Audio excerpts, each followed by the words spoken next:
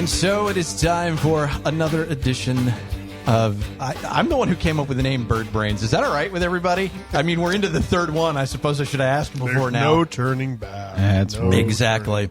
I'm Ron Briel from Corn Country 100.3. You can listen to me in the morning, although I don't sound nearly as awake in the morning show as I do now because, you know, plenty of caffeine and guarana. 4 Red Bulls will do that to you. Red Bull. I've had some Red Bull. To my right is David Byrd, marketer and raconteur extraordinaire. Woohoo! There you go. See, I got one for you this time. Bryan, what? I don't know what you said, though. Raconteur is a storyteller. It's a fancy word for a storyteller. That is me. A snake oil salesman, if you will, to a degree. It's good snake oil, though. Across from me in the bin in beautiful downtown Franklin is Bryan Clauson, and we're going to talk about You Need a Nickname next. JB2, Jonathan Byrd II, is to my left. Howdy. So let's go back to driver extraordinaire Bryan Clauson. You do need a nickname. You know that, right? I probably do to some degree. So, I mean, you know, we could call you BC. You probably get that a lot. Yeah, I get that a lot. When I was younger, I had the Bullet, which actually started from my dad said when I was younger, really younger, I hit everything, so he called me Ricochet, and then when I smoothed out... That's a good Irish name, Rick O'Shea. That's your racing pseudonym right there. When you do the demos, anytime you do a demolition derby, you should enter as Rick O'Shea. For the flagpole race. I like that. Oh yeah. We do have to get you in a flagpole race, Rick O'Shea. Beautiful. And for anybody who's listening and doesn't know what that term is, go to the archives. Listen to the previous podcasts, then you'll be caught up. Dynamite drop in, David Byrd. Those broadcast schools are really paying off. Thank you. So, do you have a nickname, David? Do you? Well, Since it's a podcast, we can actually say his nicknames. If we were on air. Well, Richard Needle. What? Switch that around. No, when Bird, Birdman, Birdie. When I was in high school, sophomore year basketball, my coach took to calling me David Byrd Stinking Jerk, and that pretty much stuck. I forgot about David Byrd. And it really just rolled off the tongue. But then senior year, the coach also said, I had to really help carry the mail. So then they called me the mailman. So, but that was already taken. Yes. So it just kind of reverted to David Byrd Stinking Jerk and the letter carrier. Yeah, there was Bird Butt. Now it's just, I'll just answer to whatever you call me. Just call me anything but a white man. Or don't call me late for stuff. So now I turn to your brother, Jonathan Byrd II, whom I often call JB2. I picked that up from a mutual friend of ours, Greg Rakestraw. Yep. I just I'm like, that's well done. And so what Deuce. Deuce. He doesn't look like a deuce. Jean Tu. My French nickname is Jean Tu. Jean Tu? Jean Tu. Yes. And no, I don't really have a nickname. You don't really have a nickname? Big Bird, was Big one of Bird my would make things. sense Yeah, that would be since you're the older brother. I got Little Bird then. Yeah. D Bird. Yeah. J Bird, Bird's the word, bird. It's just like nonstop in college. Sometimes this one guy just would not stop. Bird. Well, haven't you heard? Bird is the word. And that is why we're doing the podcast. Yeah, because Bird is the word. Yeah, that's a different bird family and a different. I think everybody's heard about the word. What have you heard the news of a certain ornithological variety? We had a Greek nickname. I was about to go to that. Oh, we both took ancient Greek in college. At Very Walnut useful. College. Very useful. And our professor, Leslie Day, called us. She would say "ho ornithe," which is Greek for bird. The bird. But I was actually Deuteros ornithos, the second bird. I didn't know that. Because that's what gets all the chicks right there. So back to you, Johnny. So we need to come up with now. My childhood nickname. My mother still calls me from time to time. I should back up. The mistake. Well, no, that's my older brother. That's deadbeat brother. Oops. You know it's a dysfunctional family when you've heard the story of how your older brother was conceived. That's absolutely true, by the way. No shtick on that. Meatloaf was playing. Oh no, we're far older than that. No. Yeah, we're much older, and it's a much seedier story, quite frankly. And there wasn't a happy ending. So 2 out of 3 ain't bad. It was a happier ending. No, unfortunately, I didn't know that could result in a pregnancy. that takes talent. A lot of aiming there. Yeah, the telemetry didn't really work out all that well. That's impressive. That's some strong stuff. I'm looking at Bryan. He is rethinking everything about the last year of his commitment now. I'm completely re-examining my life. He's going to end up in the priesthood after this. I actually feel pretty good about myself right now. Attaboy. But my middle name, Rob is short for Robert. That is my middle name. I have a first name that I really don't use. In fact, the only time someone uses my first name is when someone wants money from me. Bills come to my first name, paperwork, my signature, that sort of stuff. Right. But I don't use my first name hardly ever at all. And my mother oftentimes calls me Stretch because in the 6th grade, I was short and kind of chunky. I was like 4'8", weighed 135 pounds, and then hit another growth spurt. Bam! Hit another growth spurt, and by the end, by the time I started 7th grade, I was 5'3" and 85 pounds. So I had so much Play-Doh or whatever, I had stretched out. So she started calling me Stretch, and that has stuck for 30 some years. So Bryan Clauson needs a nickname, and we need something better than BC. We do. So the new contest is name BC's nickname. Yeah. $25 John the Bird's gift card. So, send your email to david@birdweb.com. That's he looks thrilled by that. Do it. Do it. We might throw in a shirt too. Well, yes, a gift card and a shirt. It's got to be a Chevy shirt, extra small. Maybe a Chevy onesie. I can I'll make this look good. Well, you're the marketing guy, David. You got any suggestions on a Bryan Clauson nickname? I've seen on the internet some guy was trying to make the claw stick, and I was always thinking what was liar, and not the Jim Carrey, the claw, the Carrie Elways, the claw. Ooh, the claw's gonna get you. You're scared of the claw, and I just don't think that's gonna stick. The bullet's good, but it's and I hear that used, like you'll watch Mav TV, Dirty 30, and they'll refer to Bryan as the bullet. I don't know if he ever watches that, but I don't claim it. Yeah, they still call him that, but BC, there's something cool about BC. He needs a nickname of a higher caliber, is what you're saying. Yeah, than the bullet. Wow. I almost snuck that one past you. Yeah, actually you did. If John hadn't done the snare drum, if John hadn't done the snare, I would have totally missed it. I knew I fetched the bell for a reason. So we'll call him like Howitzer. 357. 50 cal. Cannon Clauson. William Conrad is Cannon Clauson. No. Railgun. So, wow. This went deck cannon. I mean, what are we going to do? This went completely off the rails, didn't it? That's the plan. Now, see, you say every time. You say the claw and you go liar, liar. I hear the claw. I think Inspector Gadget. Well, yeah. Would you believe I was that close?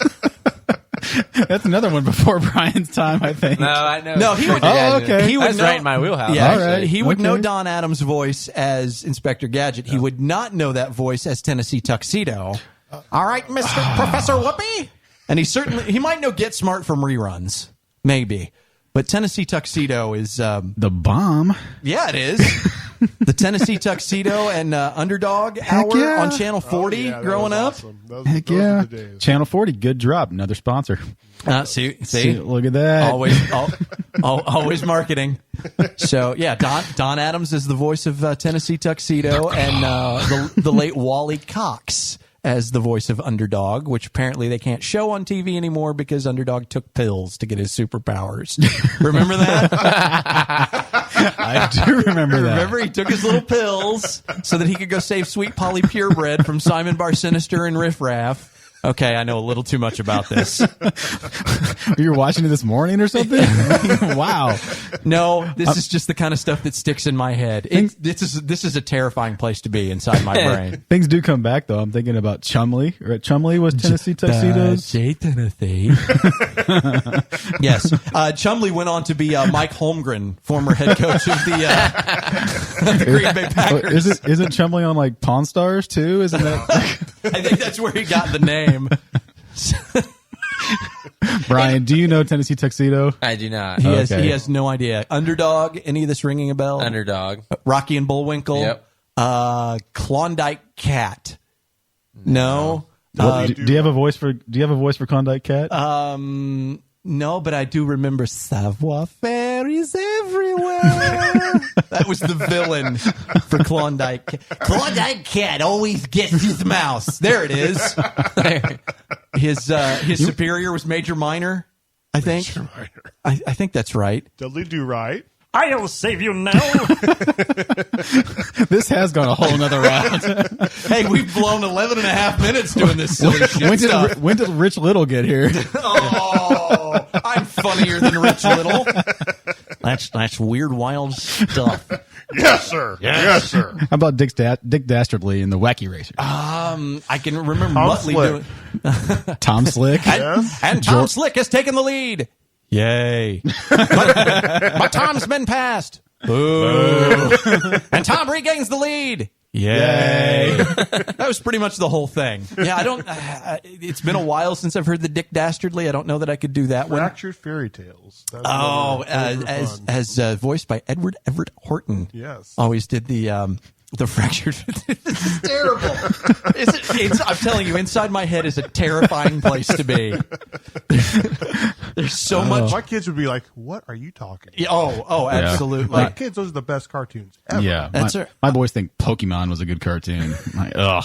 I mean, I could go SpongeBob for the kids. Patrick. If you need me to, but yeah, I'd much rather go the old school We don't let stuff. the kids watch Square Bob Sponge Pants. Sponge Pants, Square Bob. That's on an entirely different channel. That's on Dyslexia VT.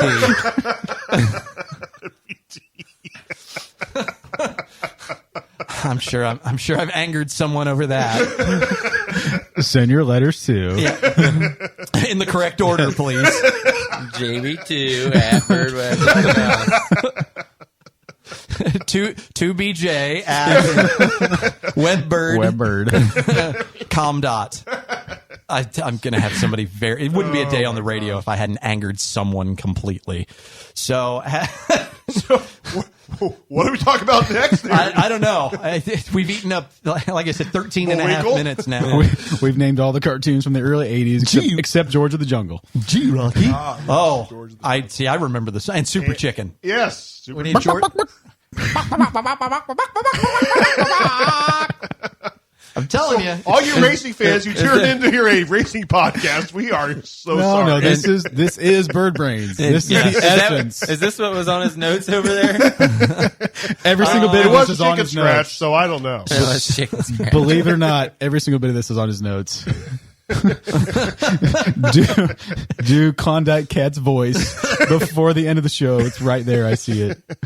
Yeah. So yeah, I need to work in a Peabody and Sherman reference. So all right, let's take the Wayback Machine to 1985 because that's when Jonathan Byrd's Racing first entered the Indy 500. Excellent transition. Thank you. You've done this before. That's what they. They call that a radio segue. That's what they call a segue. I'm impressed, sir. In broadcasting school, that's what 2 degrees at Butler University will get you, lads. So all the early 80s cartoon talk was a setup to talk about our early Indy 500 history. Longest setup ever. So while we were watching all of these ridiculous cartoons, Jonathan Byrd's Racing was making its first foray. June foray. See what I did there? Voice of Rocky the Flying Squirrel. Oh, my gosh. First foray into the Indianapolis 500. That deserves a bell. Thank you. So, as young lads, JB2 and David, what was that like watching your dad put a car into the Indy 500 in 1985? Well, I kind of remember. I don't remember a lot about that. I kind of, what I remember more about getting into the whole racing thing was us Fridays and Saturday nights going to the Indianapolis Speedrome. Mm-hmm. My dad entered a stock car. Back in those days, they were called Pro Stocks, which is the modern day figure eight car.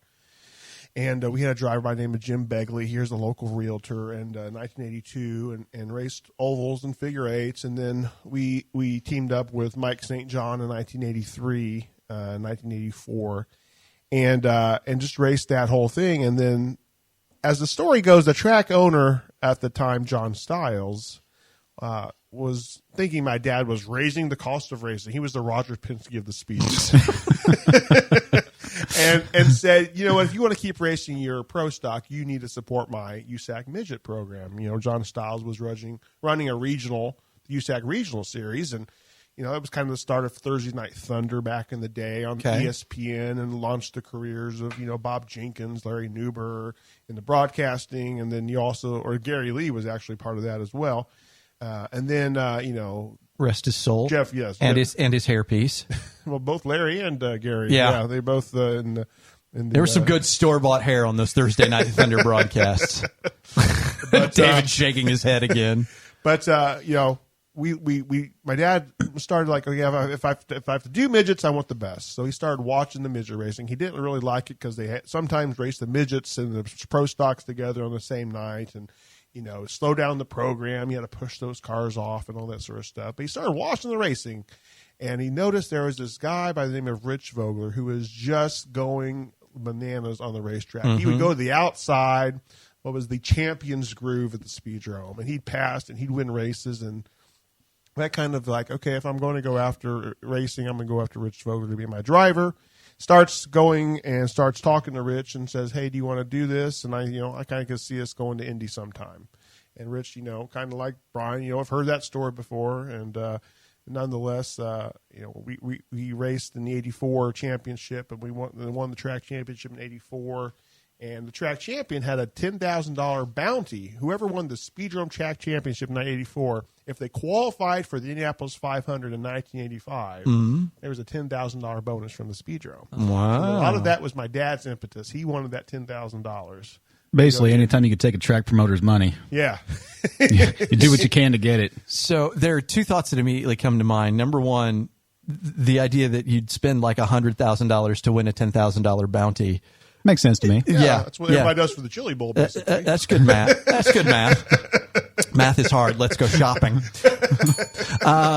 Then the other thing that has to be said, and Brian, I know you've heard the stories, but you're not old enough to have witnessed this. To have watched Rich Vogler on short tracks is to have watched a man among boys. It is not unlike, if you really want to go old school sports, it's not unlike watching Jim Brown run, or watching Wilt Chamberlain, especially in college before they widened out the lane when it was still the key. Mm-hmm. To watch someone who is so much more talented and gifted than all of the rest of the competition around him. LeBron James doesn't qualify.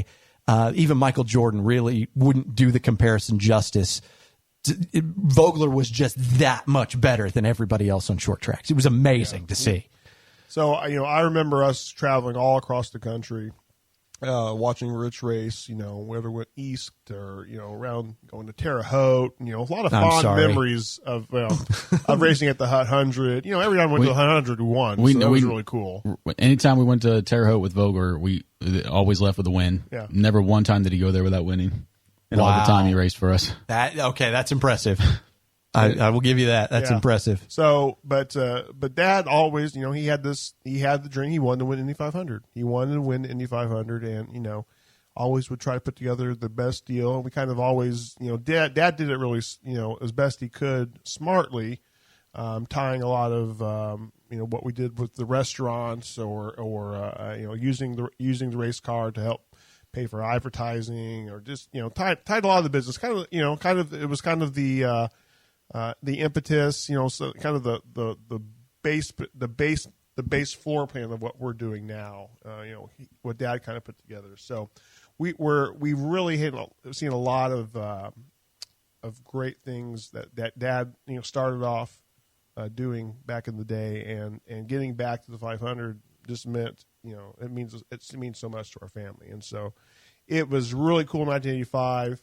It was cool in 1996 when we set the track record with Ari Lyondike at the Indianapolis Motor Speedway, and we really we were looking forward to winning that race. And my mom was telling the story that the 97 race was basically, when Lyondike wins the 97 race, that's basically my dad's win, because he put that whole team together. Just happened to be long to another owner at that time. Right. And so, So that's kind of your Tony Dungy Tampa Bay win. Kind of, yeah. When Gruden wins it in Tampa Bay, it's Yeah. really Tony Dungy's team, sort of a thing. Exactly. I was on the analogy team in high school. Putting together analogies is like, yeah, I got nothing. And, so I mean, that's a lot of what I remember, Dave. And my brother has a really, sometimes a better memory, better recollection of some of those things. But the 85, those early days, What I remember about the 85 Indy 500 is that was like the first time we all went. Yeah. We had never actually gone to the 500 before as a family until we had a car in the race. So, playing the home game, 1985. John, you're what, 9, 10? I'm 9. You're 9 and you're 8. You're 8. Okay. Yeah. So what I do remember is we just had to sit in the stands. And Brian is still in third period biology with his dad. If you understand what I'm saying. Yeah, I'm about 4 or 5 years out at that point. Yeah. So actually, there was no suite. There was no really great seats. I think there we was sat just with Aunt Jan and no. We sat in the stands with Dad. He wasn't even in the pits on that race. Really? Yeah. See, like I said, he's got a better recollection. And just out in the sun, and was like didn't have a full appreciation of what the race was itself. I didn't at that time, and we got to go out for some of the practice days, and got out for qualifying. It was a last minute. Rich crashed in practice with the first car. We actually teamed up the Wilkies. Was the leader card racing team was the first plan, and then it was an 84 March with a Cosworth engine, and then crashed that in practice. And then our dad actually went to Pat Patrick and was able to get one of Pat Patrick's backup cars.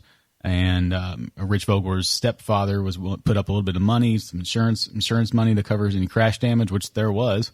As Rich's race would come to an end, but he actually did the deal with Pat Patrick, and the deal was that the backup car was going to go out, and they had to go out and put some laps into it, make sure it was good on speed, shake it down. Yep. And so they sent one of the Whittingtons actually. I think Dale was one of the ones that went out and shook it down. And was he one of the Whittingtons who usually went below the white line? If you know what I'm saying, probably. Didn't they all? Those who know laugh. The rest need an explanation. Didn't they all? But Jim McGee actually came up to Pat Patrick and pulled him aside and said, that's, eventually as the story goes, the engine that was in the backup car was the race engine that they were going to use for the primary, I think, Whittington at the time. But Pat Patrick was like, I made the deal, and the deal's a deal. So that was the car we got, and it was a great car. And Rich started last, qualified. It was the fastest. I think he was the first person to ever qualify for his first Indy 500 first IndyCar race. First IndyCar race at over 200 miles per hour average. Wow. So that's part of his history. And but we got in at the very last minute, and he had a really good run. I think he was running top 8, top 6 from last until Howdy Holmes came down and took him out and said howdy. Yep. So that was how that ended. But just like corporate batter. When you talk about Rich, he was especially we were involved with midgets. We never got involved with sprint car racing or silver car or anything like that. We were all about midget racing, and that's where we've always just, that's been our love. And you talk about him being a man among boys in the short track. Well, that's the same when we go to a race, and watch Bryan, it's the same thing. Yeah. Over again. That's why, when I tell people the story of how this whole thing came about, putting the plan together, who our driver was, how to go about picking Bryan, it wasn't like we went on a driver search. It was literally, I put together a 9-page business plan, and the only driver that's in that plan was Bryan. So, when I went to him and said, hey, this is our plan, are you in? Thankfully he said yes, and was willing to, trust that that he'd be willing to cast his lot with us for a year and put aside any other opportunities. Pretty fortunate, because I didn't have any backup plans. Well, this is something we have talked about as a group. We've done it on my show, and we've done it off the air. I am a big proponent of don't have plan B. Having said that, what was plan B? Was there a plan B, David? Or like, if we don't get another driver, if we don't get the claw, we don't do this. We don't hook the claw. Yeah. Well, there's obviously some very talented drivers out there that there's that could certainly do very well at the Speedway. Because that was our focus, was the Indy 500. We don't really, at this point, we're not really, we're not trying at all to run the full IndyCar circuit. Over time, of course, it would make sense for us to develop this program to see Bryan run all of the oval races in IndyCar. But, we're not there yet. Right now, we're focused on the Indy 500 and being involved with Bryan's short track program comprehensively. And we'll have some things we're working on in that regard. Obviously, there's the Connor Dailies of the world who don't have a ride and have some popularity, and we could always find a driver who could certainly be competent. But we've had a great relationship with Buddy Lazier. Clearly, he's good at Indy. If given a good program, with testing and practice time and enough time to prepare, he could certainly turn it in a great performance at Indy again. But but there was always a bigger plan than just being at the Speedway. We wanted to have a future. We wanted to do, find a driver that we could work with, and be in business with for the next, not just the next year, the next 15 years.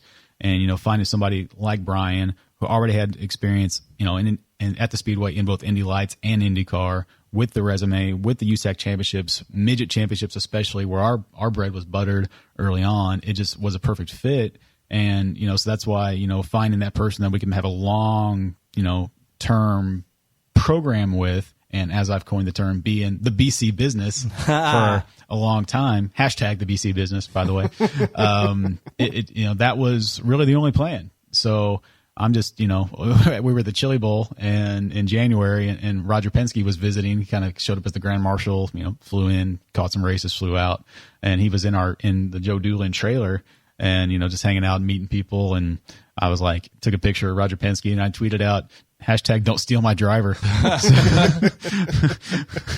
So I'm like, hopefully we keep Bryan happy, and he wants to, figure we can keep this going for a long time and grow it over the years. And I think that, Vogler put in some astounding performances, and just bad luck hit 85. He was well on his way to being up right there with competing with Sullivan and Andretti at the end of the race. 86, he was the fastest car on the track, but we had a pit stop mishap where the wheel didn't go on all the way, and our radios were out and couldn't tell him to come back in, so he crashed in turn 3.